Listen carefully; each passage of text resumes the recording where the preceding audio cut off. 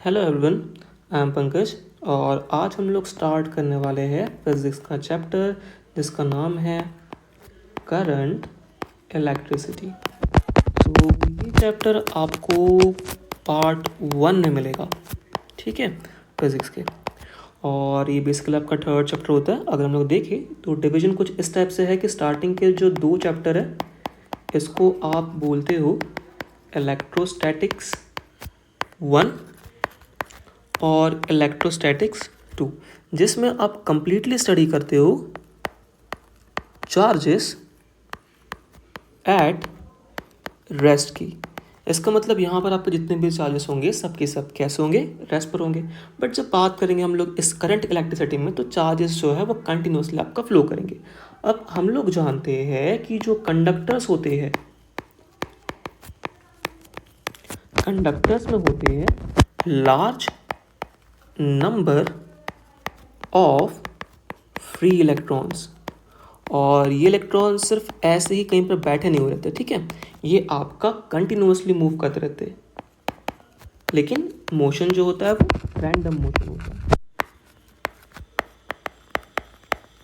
और जो मोशन होगा रैंडम भी होगा और साथ में काफ़ी ज़्यादा स्पीड के साथ होता है, जिसका ऑर्डर लगभग आपको मिल जाता है स्पीड का 10 to the power 5 metre per second, ठीक है। अब नाउ कि अगर speed 10 to the power 5 metre per second है तो इलेक्ट्रॉन्स का वेलोसिटी कितना होगा। तो बेसिकली जब बात चलती है वेलोसिटी की तो इसमें 2 चीज़ आती है, एक तो मैग्नीट्यूड आता है, दूसरा डायरेक्शन आता है। तो जब आप निकालते हो एवरेज वेलोसिटी, ठीक है, मैंने यहाँ जो स्टेप सिंबल यूज़ किया है बेसिकली आपको बता रहा है कि ये वेलोसिटी का हम लोग एवरेज निकाल रहे हैं, ठीक है, average velocity. So average velocity जो होती है वो हम लोग के पास ऑलमोस्ट ज़ीरो मिलती है। अब ज़ीरो इसलिए मिलती है कि जो रीज़न है वो है रैंडम मोशन। अब अगर रैंडम मोशन है तो किसी का भी डायरेक्शन फिक्स नहीं होता, कोई जैसे राइट जा रहा है, कोई लेफ़्ट जा रहा है, कोई ऊपर जा रहा है, कोई नीचे जा रहा है, इस तरीके से। तो जब आप ओवरऑल एवरेज निकालते हो सारी वेलोसिटी का तो वो आपके पास में आ जाता है ज़ीरो, ठीक है। अब नेक्स्ट बात करेंगे हम लोग इलेक्ट्रिक करंट के ऊपर में। इलेक्ट्रिक करंट क्या चीज़ है? तो वैसे तो हम लोग 10th में पहली बार पढ़ते हैं करंट के बारे में, शायद आपने उससे पहले ही पढ़ा होगा। तो वहाँ पर लिखा जाता है rate of flow of charge, but इसमें एक और चीज़ आती है, वो है rate of directional flow of charge. Charge का फ्लो जो है एक पर्टिकुलर डायरेक्शन में होता है, और ये तब होता है जब आप लगाते हो वहाँ पर बैटरी, जिसके बारे में हम लोग आगे में डिटेल में स्टडी करेंगे, ठीक है। इसके बाद अब सवाल ये है कि चलो ठीक है, हमने ये तो कह दिया कि जो करंट है बेसिकली क्या है, rate of directional flow of charges है, ठीक है। अब करंट जो है ये फिजिकल क्वांटिटी है या नहीं है, पहली चीज़ तो ये, तो इसका आंसर है हाँ, कि आपके पास में जो इलेक्ट्रिक करंट है वो फिजिकल क्वांटिटी है, क्योंकि आप इसको मेजर कर सकते हो। हर वो क्वांटिटी जिसको हम लोग मेजर कर सकते हैं उससे हम लोग कहते हैं फिजिकल क्वांटिटी। दूसरी चीज़, ये स्केलर है, ऑल्दो हम लोग बहुत बार देखते हैं ये टेंसर लिखा हुआ भी मिलेगा। तो टेंसर जो है वो मोस्ट प्रिसाइज आंसर है कंपेयर टू स्केलर। रीज़न ये है कि जब हम लोग करंट की बात करते हैं, जैसे मान लो मैं एग्जांपल ले रहा हूँ, एक पॉइंट है जिसको हम लोग बहुत बार जंक्शन बोलते हैं। यहाँ पर क्या हो रहा है, इधर से 3 एम्पियर का करंट आ रहा है, इधर से 4 एम्पियर का करंट आ रहा है, और एक वायर आपका इधर जा रहा है। अब सवाल ये है कि अगर ए वायर में आ रहा है 3 एम्पियर, बी वायर में आ रहा है आपका 4 एम्पियर, तो जो सी वायर है इसमें कितना एम्पियर होगा, तो इसमें जो होगा आपके पास में हो जाएगा 7 ampere, which will be a addition of current in wire A and current in wire B. तो हम लोग यहाँ पर देख सकते हैं कि जो एडिशन हुआ है ना वो नॉर्मल एडिशन हुआ है। अब अगर नॉर्मल एडिशन हुआ है इसका मतलब यहाँ पर हम लोग ऐड करने के लिए कोई भी स्पेशल लॉ यूज़ नहीं करते, इसलिए हम लोग कहते हैं करंट को हम लोग कंसिडर करते हैं स्केलर में, क्योंकि इसके पास मैग्नीट्यूड तो है, ठीक है, जैसे 5 एम्पियर 6 एम्पियर मैग्नीट्यूड भी है, साथ में डायरेक्शन भी है। जैसे कि हम लोग एग्जांपल में देख सकते हैं करंट जो है वो आपका लेफ्ट में जा रहा है, करंट आपका ऊपर में जा रहा है। बट एक चीज़ है जो यहाँ पर हमें देखने को मिलती है, वो ये कि करंट मतलब इट फॉलोज नॉर्मल एडिशन, ठीक है, ये नॉर्मल एडिशन फॉलो करता है। इसका मतलब यहाँ पर हम लोग triangle law of vector addition follow नहीं करते। इसलिए कहा जाता है कि जो आपके पास में करंट है वो स्केलर क्वांटिटी है, क्योंकि इसके पास मैग्नीट्यूड भी है, डायरेक्शन भी है, लेकिन स्टिल ये triangle law of vector addition को फॉलो नहीं करता। ठीक है, अब सवाल ये है कि अब इसमें हम लोग डायरेक्शन जो होता है वो डिफाइन कैसे करें, कि डायरेक्शन ऑफ इलेक्ट्रिक करंट। तो हम लोग जानते हैं चार्जेस को हम लोग बेसिकली क्लासीफाई करते हैं दो इसमें, एक तो पॉजिटिव चार्ज आता है और दूसरा आपके पास में नेगेटिव चार्ज आता है। मान लो ये आपके पास प्लस क्यू पॉजिटिव चार्ज है, ये माइनस क्यू आपके पास में नेगेटिव चार्ज है। ठीक है, अब सुनो, जिधर जिधर आपके पास पॉजिटिव चार्ज भागेगा उधर उधर आपके पास करंट जाएगा। ठीक है, जिधर हम लोग के पास पॉजिटिव चार्ज जाएगा उसके सेम डायरेक्शन में करंट जाएगा, और जिधर भी आपका नेगेटिव चार्ज जाता है उसके अपोजिट में हमेशा आपका जो है करंट जा रहा है। सो अगर आपके पास माइनस क्यू जो है टूवर्ड्स राइट जा रहा है तो करंट आपका टूवर्ड्स द लेफ्ट जाएगा। तो इस तरीके से हम लोग डायरेक्शन ऑफ इलेक्ट्रिक करंट को डिफाइन कर सकते हैं। ठीक है, इसके बाद नेक्स्ट बात करेंगे हम लोग इसके एसआई यूनिट की। तो एसआई यूनिट जो है हम लोग के पास में करंट का वो है एम्पियर, और इस एम्पियर को आप फॉर्मूले से देख सकते हो कि करंट का हमने जो लिखा था फॉर्मूला वो rate of flow of charge है, डायरेक्शनल फ्लो। तो इसको हम लोग चार्ज फ्लो कर रहे हैं इसलिए हम लोग Q अपॉन T इसका फॉर्मूला लिखते हैं। चार्ज का मतलब कूलम होता है और टाइम का आपके पास में सेकंड हो जाता है, तो आपके पास करंट का एक और यूनिट जो बन जाता है वो है कूलम सेकंड। बट हम लोग ज़्यादातर एम्पियर इस्तेमाल करते हैं क्योंकि ये आपका SI यूनिट है। ठीक है, और जो हम लोग के पास 7 फंडामेंटल क्वांटिटीज़ है उसमें से एक फंडामेंटल क्वांटिटी जो है वो आपका इलेक्ट्रिक करंट भी है। ठीक है, नाउ फंडामेंटल फिजिकल क्वांटिटी। अब एसआई यूनिट हमने बात कर लिया, थोड़ी बहुत बात करते हैं सीजीएस यूनिट की। तो जो सीजीएस यूनिट है आपके पास करंट का वो बन जाता है बायोट। ठीक है, तो जो बायोट है वो हम लोग के पास सीजीएस यूनिट है। डायमेंशन फॉर्मूला अगर आप लिखना चाहो तो इसमें मास वाले टर्म 0 है, लेंथ वाले टर्म है नहीं, ना ही टाइम वाले टर्म है, एक ही टर्म है आपके पास करंट वाली, इसलिए m0 l0 t0 a का पावर 1। सो बेसिकली जब हम लोग बात करते हैं इलेक्ट्रिक करंट की, सो इलेक्ट्रिक करंट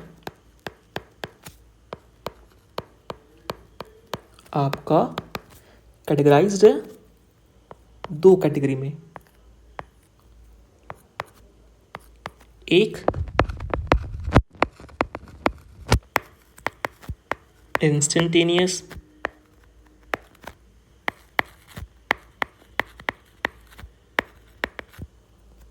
दूसरा एवरेज करंट।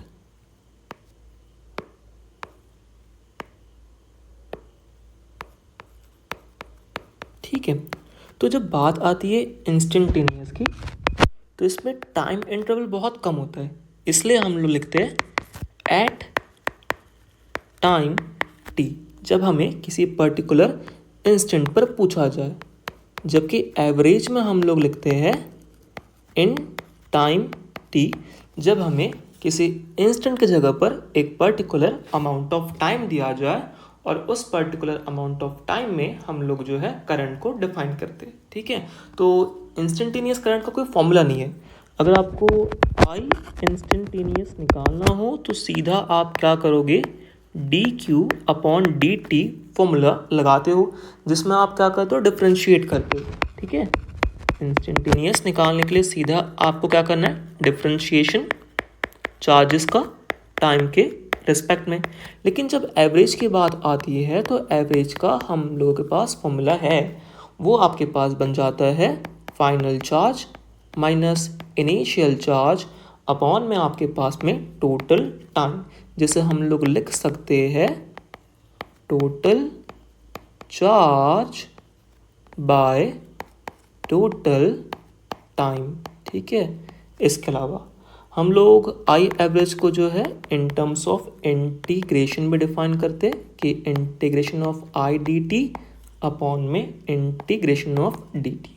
ठीक है, इसके अलावा अगर बात आ रही है इंस्टेंटेनियस की, तो हम लोग जानते हैं कि अगर हम लोग के पास में एक ग्राफ गिवन हो चार्ज और टाइम के बीच का, इस ग्राफ का अगर हम लोग स्लोप निकालते, स्लोप का मतलब क्या हो जाएगा, tan थीटा।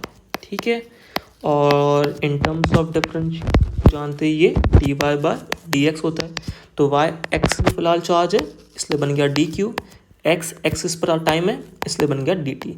तो slope of Q T graph आपको जो चीज़ ला कर देगा वो क्या बनेगा, इंस्टेंटेनियस करंट।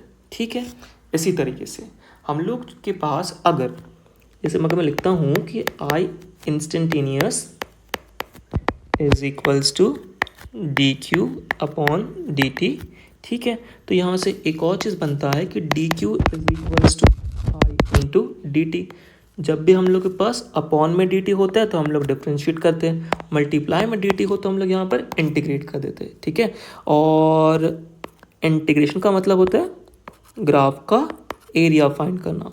कौन सा ग्राफ, यहाँ हमें जो ग्राफ दिख रहा है वो ग्राफ दिख रहा है आई और टाइम का ग्राफ, करंट और टाइम का ग्राफ।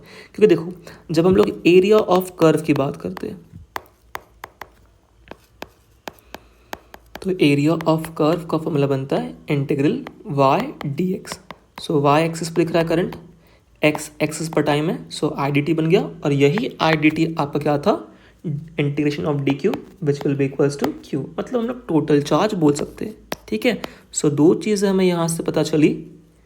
पहली चीज़ ये कि slope of Q T graph हमें ला कर देगा आई इंस्टेंटेनियस, जबकि area of I T graph आपको ला कर देगा टोटल चार्ज। ठीक है, अब कुछ क्वेश्चंस है जिसका हम लोग यहाँ पर प्रैक्टिस करेंगे सो दैट कि हमें पता चल जाए क्वेश्चंस किस तरीके से आते हैं एग्जाम में। जैसे मैं उठा रहा यहाँ पर फर्स्ट क्वेश्चन। ठीक है, अब देखो क्या कहा गया है कि if charge Q is equals to T square plus two T minus four is flowing through the wire. ये चार्ज आपके पास फ्लो कर रहा है जिसका वैल्यू है हम लोग के पास में q is equals to T square plus two T minus four. ठीक है, और निकालना हमें क्या है, करंट। सो ये तो हम लोग के पास हो गया गिवन डेटा। फाइंड क्या करना आपको, करंट, और ये करंट आपको दो पॉइंट्स पर निकालना है। एक तो आपको निकालना है कि at t equals to 2 second, और दूसरा इन 2 सेकेंड। तो जैसे कि हमने ऊपर लिखा है, जब बात इन की चल रही हो मतलब क्या पूछा गया आपको, एवरेज करंट, और जब आई ऐड कहा गया है उस टाइम पर बात चल रही है इंस्टेंटेनियस की। तो आई इंस्टेंटेनियस का कोई फॉर्मूला होता नहीं है, हम लोग सीधा क्या करते हैं, D Q upon D T लगा देते। सो चार्ज का इक्वेशन हम लोग के पास क्या गिवन है, t square plus two T minus four, t square plus two T minus four, two t का डिफरेंशिएशन टू और माइनस तो कौन, फोर। आपके पास फोर एक कांस्टेंट टर्म है जिसका डिफरेंशिएशन बन जाएगा 0। सो ये आ गया आपके पास आई इंस्टेंटेनियस। बट इस आई इंस्टेंटेनियस को निकालना है कब, टी का वैल्यू कितना है 2 सेकेंड। तो आई इंस्टेंटेनियस जो बनेगा टी इक्वल्स टू 2 सेकेंड पर ये आ जाएगा 2, टी की जगह 2 और 2, तो ये आपके पास आ गया 4 plus 2 which will be 6 ampere. ठीक है, तो ये आ गई आई इंस्टेंटेनियस की value which is equals to 6 ampere. दूसरी चीज़ जो मैं फाइंड करनी थी वो थी आई एवरेज। तो आई एवरेज 2 सेकंड में निकालना है। ठीक है, तो इसके लिए हम लोग क्या करेंगे, यहाँ पर पहले लगाएंगे आई एवरेज का formula which is equals to delta q upon में डेल्टा टी। ठीक है, सो डेल्टा क्यू का मतलब क्या बनता है, Q final minus Q initial upon में आपके पास जो भी टोटल टाइम है। तो क्यू फाइनल जो है वो आपके पास में, देखो आपको यहाँ पूछा गया है करंट 2 सेकंड में निकाला है, इसका मतलब जब स्टार्ट हुआ होगा उस टाइम पर t का वैल्यू 0 होगा, और जब एंड हुआ है उस टाइम पर t का वैल्यू 2 सेकंड हुआ है, और अपॉन में टोटल टाइम आपके पास कितना आ गया, 2 सेकंड आ गया। अब चार्ज का वैल्यू मुझे चाहिए कब, जब टाइम है 2 सेकंड। तो इक्वेशन देखिए चार्ज का क्या दिया हुआ है, इक्वेशन आपके पास में है t² plus 2t minus 4, t² plus 2t minus 4, t equal से 2 सेकेंड, और दूसरा है आपके पास में t² माइनस 2t माइनस 4। इस केस में t का वैल्यू है 0 और टोटल टाइम जो है वो कितना है आपके पास 2। चलिए सॉल्व करते हैं। ये आपके पास बनेगा 2 का स्क्वायर 4, अगेन 2 2 ज़ा 4 माइनस 4, और यहाँ पर t का value 0, again 0, again minus 4, upon में आ गया 2। तो प्लस 4 माइनस 4 हो गया कैंसिल, आपके पास यहाँ बच गया 4, और ऊपर में ये माइनस और ये माइनस बन गया प्लस, तो 4 प्लस 4 अपॉन में आ गया 2। इसका मतलब 8/2, मतलब ये जो वैल्यू आ गया कितना आ गया 4 एम्पियर। इसका मतलब जब आई एवरेज हमने फाइंड किया तो वो बन रहा है 4 एम्पियर के बराबर, और जब हमने आई इंस्टेंटेनियस निकाला तो वो बन रहा है 6 एम्पियर के बराबर। ठीक है, तो इस टाइप से हम लोग लगाते हैं यहाँ पर अप्रोच। सो लास्ट क्वेश्चन के बाद नेक्स्ट क्वेश्चन हम लोग के पास में है कि 10⁶ positrons are flowing normally through an area in forward direction. ठीक है, सो ये एक आपके पास एरिया हो गया जिसमें से आगे जा रहे हैं 10⁶ positrons, and same amount of electrons are flowing in backward direction। इतने ही अमाउंट के, मतलब 10⁶ अमाउंट के इलेक्ट्रॉन्स जा रहे हैं बैकवर्ड डायरेक्शन में, और जो टाइम इंटरवल है ये है 10 मिलीसेकेंड। ठीक है, सो मैं यहाँ पर मेंशन कर दे रहा कि 10 मिलीसेकेंड, 1 मिली मतलब 10⁻³ तो 10 इंटू 10⁻³ सेकेंड हो जाएगा। ठीक है, नेक्स्ट चीज़ हम लोग जानते हैं कि जिधर जिधर आपका पॉजिटिव चार्ज जाता है उधर उधर हम लोग के पास करंट जाएगा। सो अगर पॉजिट्रॉन आगे जा रहे हैं तो जो करंट बनेगा बिकॉज ऑफ पॉजिट्रॉन, जिसको मैं IP से डिनोट कर रहा हूँ, वो जाएगा आगे, और जिधर आपके नेगेटिव चार्ज जाते हैं उसके अपोजिट में अगेन जाता है करंट। सो अगर लेफ्ट में इलेक्ट्रॉन्स जा रहे हैं तो राइट में आपके पास जाएगा करंट बिकॉज ऑफ इलेक्ट्रॉन्स। सो यहाँ पर अगर आप नेट करंट देखोगे तो नेट करंट जो बनेगा वो बनेगा because of positron and because of electron. ठीक है, अगर आप जानना चाहते हैं पॉजिट्रॉन क्या है, तो पॉजिट्रॉन जो है एक एंटी पार्टिकल है आपका इलेक्ट्रॉन का, इस पर चार्ज सेम होता है एज इलेक्ट्रॉन। ठीक है, बस बात ये है ये प्लस में होता है तो हम लोग प्लस ई कहते हैं, जबकि मास जो है इसका 2 टाइम्स मास ऑफ प्रोटॉन हो जाता है। ठीक है, देन आई मतलब होता है चार्ज पर यूनिट टाइम। अब यहाँ एक चार्ज तो जा नहीं रहा है, कितने जा रहे हैं 10⁶, तो नंबर ऑफ चार्जेस के लिए हम लोग यहाँ पर n यूज़ कर रहे हैं n। देन आपके पास में आएगा चार्ज, तो पहले केस में पॉजिट्रॉन, सो NQP अपॉन में आ गया टाइम। अगेन दूसरे केस में आपके पास number of charges n, electron की बात चल रही है इसलिए QE अपॉन में आपके पास कितना आ गया T। तो फर्स्ट केस में 10⁻⁶, पॉजिट्रॉन पर चार्ज बनता है 1.6 10⁻⁻19 अपॉन में टाइम आपके पास 3 आपके पास टाइम जो दिया हुआ है वो दिया हुआ है 10 मिलीसेकेंड। ठीक है, सो 10 मिलीसेकेंड मतलब हमने ऊपर लिखा हुआ है 10 टू द पावर कितना बन जाएगा -3 second, 10 into 10 to the power -3 second. उसके बाद प्लस हम लोग इसलिए कर रहे हैं बिकॉज दोनों ही करंट का डायरेक्शन आपके पास सेम आ रहा है, इसलिए ऐड हो जाएगा। ठीक है, again number of electrons 10⁻⁶, charges again same 1.6 10 to the power -19, time भी आपके पास ऑलमोस्ट सेम है 10 इंटू 10 टू द पावर -3। अगर आप ध्यान से देखेंगे तो यहाँ पर दोनों वैल्यू सेम है, दोनों का एडिशन तो आप सिंपल 2 टाइम्स आप लिख सकते, 2 into 10 to the power 6 into 1.6 10 to the power -19 upon में टाइम आपके पास 10 इंटू 10 टू द पावर -3 का मतलब 10 टू द पावर -2।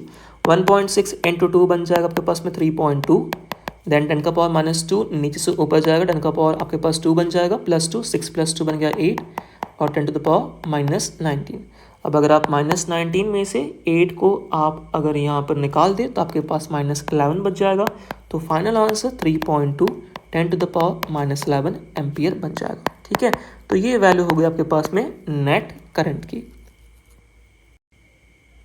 जिस तरीके से हम लोग के पास में लास्ट क्वेश्चन था, सेम ये क्वेश्चन भी है। क्या कहा गया है कि through a given cross section N1 electrons पर सेकेंड पास कर रहे लेफ्ट से राइट, जबकि N2 प्रोटॉन पास कर रहे पर सेकेंड कहाँ से कहाँ, राइट से लेफ्ट। ठीक है, अब इलेक्ट्रिक करंट आपका इस एरिया में से कितना जाएगा आपको ये बताना है। ठीक है, ये हम लोग के पास होगा क्वेश्चन। ठीक है, तो जिस टाइप से हमने लास्ट क्वेश्चन सॉल्व किया था उसी टाइप से इसको भी हम लोग सॉल्व करते हैं। तो N1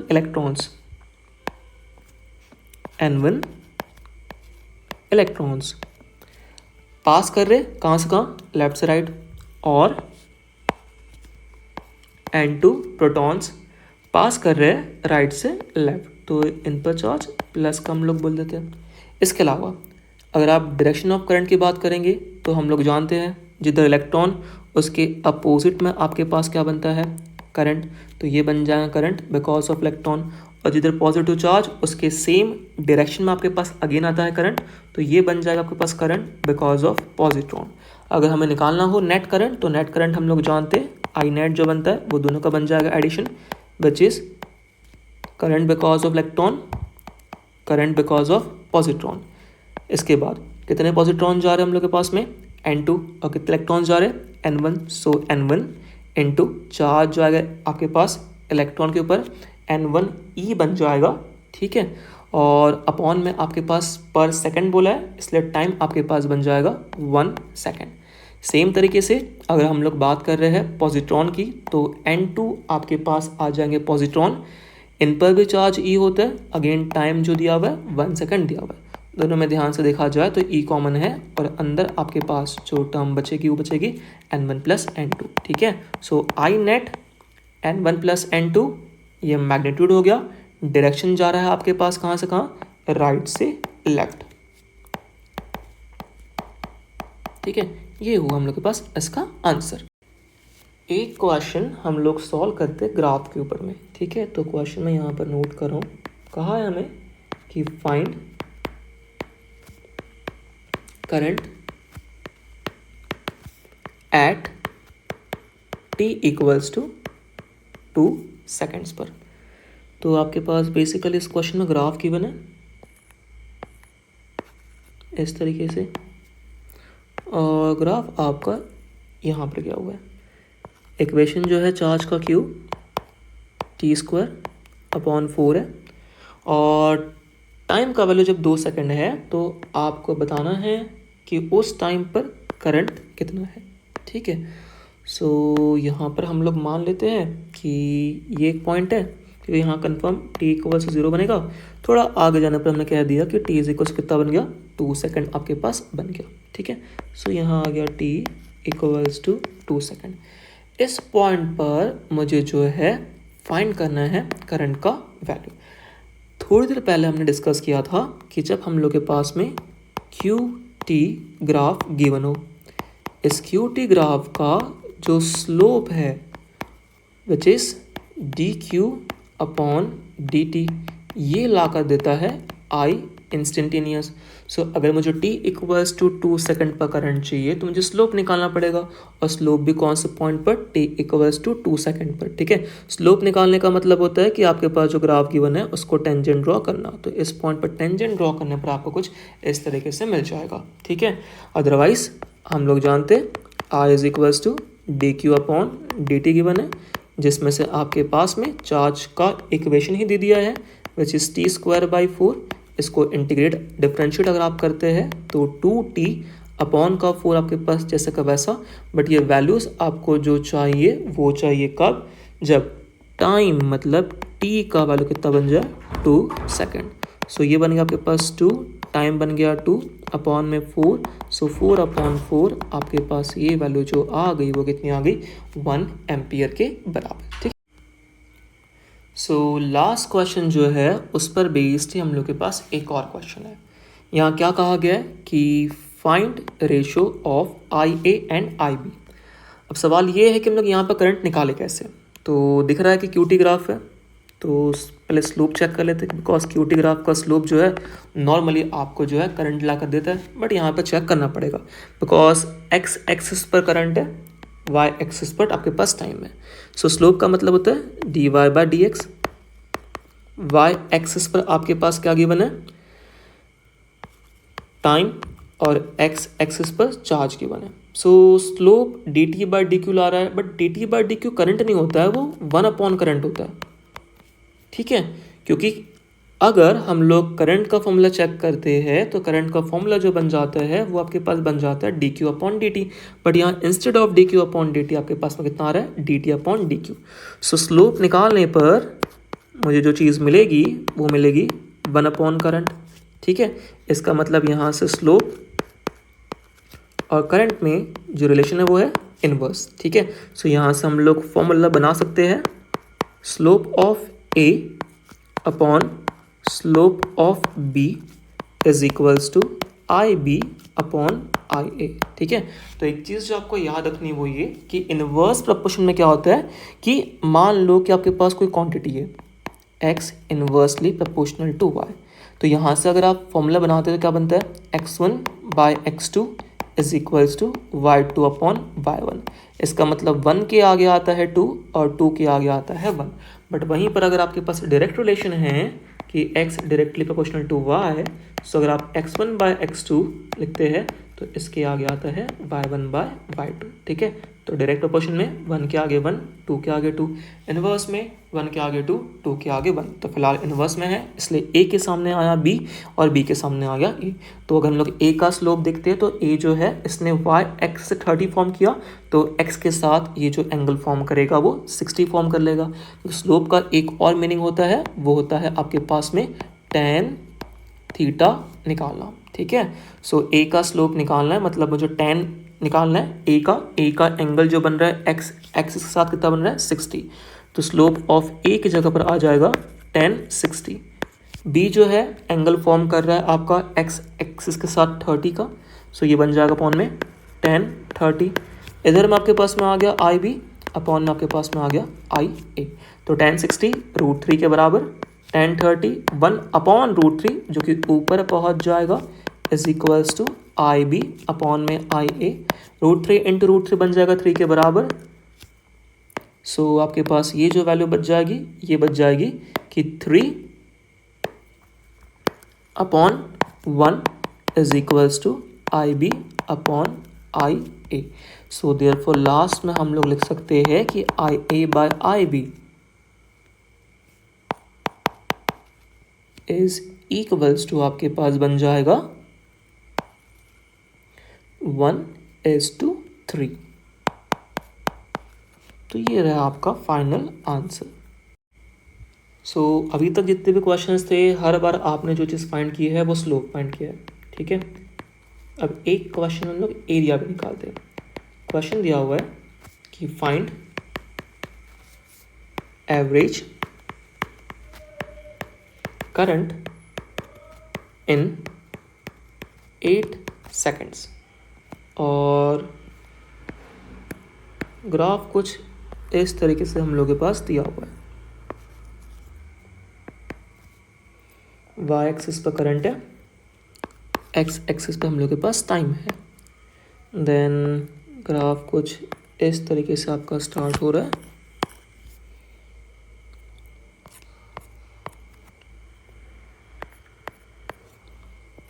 ये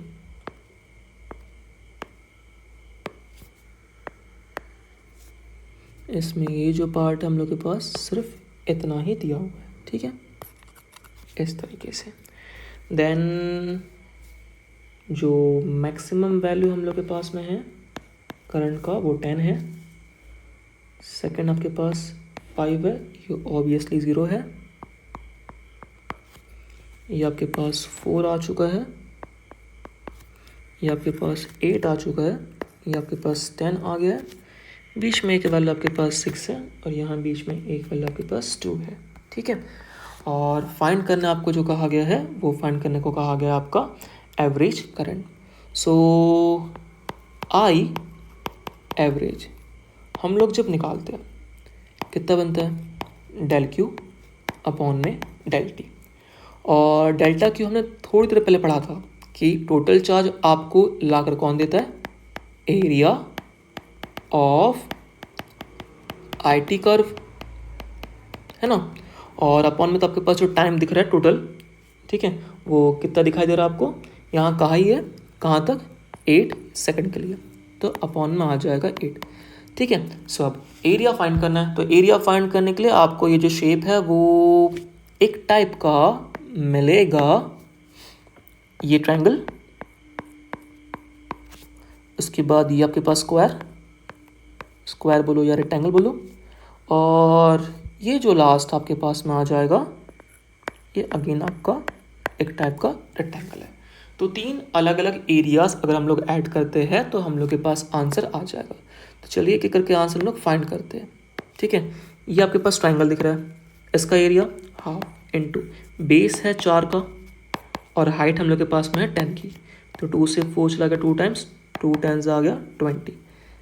इस वाले पार्ट का निकालते हैं एरिया, तो एक टाइप का रेक्टेंगल दिख रहा है, लेंथ 8 माइनस 4 बन गया आपके पास 4, और वेट की बात करें तो आपके पास 10 का है, सो 4 इंटू 10 कितना बन गया 40।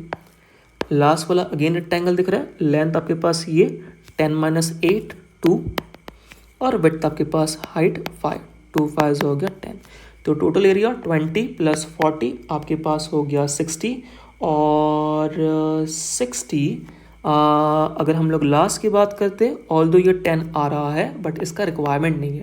रिक्वायरमेंट इसीलिए नहीं है क्योंकि हमें जो कहा गया सिर्फ और सिर्फ कहाँ तक कहा गया, 8 सेकेंड तक कहा गया। ठीक है, इसलिए हम लोग सिर्फ यही 2 एरिया यूज़ करेंगे। 20 प्लस 40 हो गया 6, अपॉन में आ गया आपके पास 8। सिंप्लीफाई करने पर आपके पास में ये जो वैल्यू आती है ये आ जाएगी लगभग 7.5 एम्पियर के बराबर। ठीक है, तो ये क्वेश्चन हम लोग के पास है ग्राफ पर बेस्ड। और एक लास्ट क्वेश्चन हम लोग लेंगे जिसमें कहा गया है कि if electron is moving on the circular path with frequency f, then find current। ठीक है, सो सर्कुलर पाथ आपके पास गिवन है, इलेक्ट्रॉन मूव कर रहा है, मान लेते इलेक्ट्रॉन हम लोग का इधर जा रहा है और सर्कुलर पाथ का रेडियस हम लोग r कंसीडर कर लेते हैं, और हम लोग जानते हैं जिधर इलेक्ट्रॉन मूव करता है हमेशा उसके अपोजिट में कौन जाएगा, करंट। सो अगर इलेक्ट्रॉन एंटी क्लॉकवाइज जा रहा है तो करंट आपके पास में जो जाएगा वो क्लॉकवाइज चला जाएगा। ठीक है, मुझे निकालना क्या है, यहाँ पर करंट निकालना है। करंट का जो फॉर्मूला है वो हम लोग के पास में क्या बन जाएगा, बेसिकली हम लोग यहाँ आई एवरेज यूज़ करेंगे बिकॉज पूरे सर्कुलर पाथ के लिए कहा गया। सो चार्ज अपॉन में टाइम। ठीक है, अब यहाँ पर इलेक्ट्रॉन घूम रहा है इसलिए चार्ज आएगा E which is charge of electron, और कंप्लीट सर्कुलर पाथ घूम रहा है इसलिए हम लोग सिंपल टाइम ना लेते हुए टाइम पीरियड लेंगे, बिकॉज टाइम पीरियड का मतलब होता है कि कंप्लीट एक सर्कुलर पाथ को घूमने के लिए लगने वाला टाइम। तो इलेक्ट्रॉन पे आपके पास चार्ज ई आता है, टाइम आपके पास में जो है वो बनता है डिस्टेंस अपॉन स्पीड, तो डिस्टेंस आपके पास सर्कुलर पाथ में कितना बनेगा 2πr, और स्पीड हम लोग के पास में जो है ये हम लोग मान लेते हैं किसके इक्वल है, v के इक्वल है। ठीक है, सो आपके पास में नीचे का भी पहुंच जाएगा ऊपर, सो ई वी अपॉन में आपके पास कितना आ गया 2πr। एक और चीज़ आप यहाँ पर ध्यान दोगे कि यहाँ फ्रिक्वेंसी f गिवन है, तो 1 टाइम पीरियड जो होता है फ्रिक्वेंसी के बराबर होता है, इसलिए हम लोग e इंटू एफ इस तरीके से भी यहाँ पर लिख सकते हैं। तो फॉर्मूला आपके पास ये भी बनता है, अगर क्वेश्चन में आपके पास फ्रिक्वेंसी का वैल्यू गिवन होता तो मैं इस वाले कॉन्सेप्ट के साथ जाता, बट मुझे टाइम पीरियड के फॉर्मूले से कंफर्टेबली आंसर मिल गया, इसलिए मैंने टाइम पीरियड यूज़ किया डिस्टेंस अपॉन स्पीड, ठीक है। ऑल्दो दोनों ही केस में आपके पास जो आंसर आने वाला है वो सेम ही आने वाला है, ठीक है। स्पीड यहाँ ऑल्दो मेंशन था नहीं, हमने स्पीड को भी यहाँ पे कंसिडर किया हुआ है, बेसिकली बिकॉज ये कंसेप्चुअल क्वेश्चन था, इसलिए हम लोगों ने यहाँ पे जो वैल्यूज़ ली है वो अपने हिसाब से ली है, ठीक है। सो आज का ये लेक्चर हम लोग यहीं पे ख़त्म करते हैं, और इस लेक्चर में हमने जो चीज़ें देखी है उसको एक और बार मैं लास्ट में रीकैप करवा देता। पहले हमने स्टार्ट किया था कि करंट इलेक्ट्रिसिटी पे बात किया हम लोगों ने, इसके अलावा इलेक्ट्रिक करंट क्या होता है हमने इस पर बात किया, स्केलर है, वेक्टर है, क्या है, इस पर हमने फिर डिस्कशन किया। इसके अलावा फिर हमने ये बात की कि आपके पास अगर पॉजिटिव चार्ज राइट में मूव करे तो करंट कहाँ मूव करेगा, और नेगेटिव चार्ज अगर राइट में मूव कर रहा है तो करंट आपका किधर मूव करेगा। सो बेसिकली इस सेक्शन में हमने बात किया था डायरेक्शन ऑफ करंट के रिगार्डिंग। फिर हमने बात किया SI unit, then CGS unit, types हम लोग के 2 टाइप के करंट, फिर ग्राफ पर थोड़ा बहुत डिस्कशन, इसके बाद थोड़े बहुत आपके पास में है क्वेश्चन, ठीक है। और लास्ट के जो हमने क्वेश्चन लिया था वो बेसिकली कंसेप्चुअल था सर्कुलर पाथ पर, ठीक है। इसके बाद हम लोग बात करेंगे नेक्स्ट लेक्चर में ड्रिफ्ट वेलोसिटी के ऊपर में, इसके अलावा मोबिलिटी के ऊपर में, कलर कोड्स के बारे में, ठीक है। सो आज का लेक्चर हम लोग यहीं पे ख़त्म करते हैं। Thank you so much.